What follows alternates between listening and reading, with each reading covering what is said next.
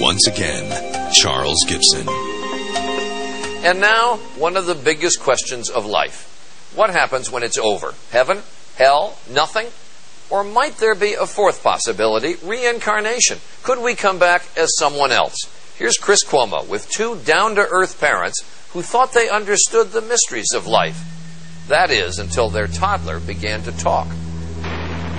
On March 3rd, 1945, a 21-year-old Navy fighter pilot on a mission over the Pacific was shot down by Japanese artillery. His name might well have been forgotten, were it not for the remarkable, some might say unbelievable story of a little boy named James. Okay, this is me tough. I need somebody to help me. All right, I'm the volunteer. What do you want me to do? Okay, I'm just going to climb this thing, and you have to hold me in case I fall. Done. James Leiniger is all boy, 6 years old, and full of spirit. This is a special plane. It goes in reverse. You don't see a lot of that. James knows a lot about planes, especially warplanes. What kind of airplane is that? It's a Corsair.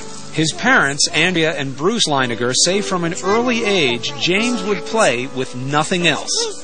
He was obsessed with airplanes. If you look around the house, that's all you'll see. Airplanes, helicopters, aircraft carriers. But then, when he was 2, the planes James loved suddenly began to give him frequent and frightening nightmares. I'd wake him up and he'd be screaming, and he'd always be laying on his back, kicking his feet up at the ceiling. And I'd say, "Baby, what were you dreaming about?" He'd say, "Airplane crash on fire, little man can't get out." They sound like typical kiddie nightmares, but Andrea says they went on the same way for months. Maybe too much TV. But James was just 2, and his parents say only watching Barney and Teletubbies. Teletubbies! And Andrea and Bruce say they weren't watching World War II documentaries or conversing about military history. This is an F-18? No, that one. So what explains the nightmares and James's strange obsession with airplanes? I talked to my mom about it. A lot of times my mom had said maybe he's remembering a past life. What did you say? Politely, baloney. Andrea and Bruce of Lafayette, Louisiana are a highly educated, modern couple. To them, the possibility that their little son James was manifesting signs of a former life was, well, a little out there. You know, having a past life is not the initial conclusion that you come to. You try and figure out any other way he could have. Did he see anything? Has there been anything on television, anything that we've discussed? But as time went by, Andrea didn't know what to believe. Here's James at age 3, going over a plane as if he's doing a pre-flight check.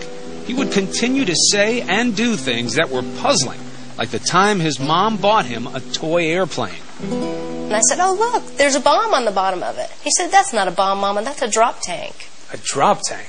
I'd never heard of a drop tank. I didn't know what a drop tank was. Andrea's mother suggested she look into the work of counselor and therapist Carol Bowman. Bowman has written 2 books, both supporting the proposition that sometimes the dead can be reborn. We are taught from a very early age in this culture, in the Judeo-Christian culture, that reincarnation doesn't exist. Once you observe this in a child, and the evidence is very compelling, you have to open up to another explanation for what is going on. Bruce was deeply skeptical. He said there has to be a logical explanation. I don't believe in past lives. I don't believe in this stuff. But with the violent nightmares recurring 3 and 4 times a week, the Leinigers felt they had to do something. So with guidance from Bowman, they cautiously began to encourage James to share his memories. They say the result was startling. The nightmares immediately started reducing in frequency. He went down from 3 or 4 times a week to maybe 1 a week, 1 every other week. And at that point was when he started to articulate more about these past life memories. Seems normal enough, a little boy improving when his troubles are directly addressed.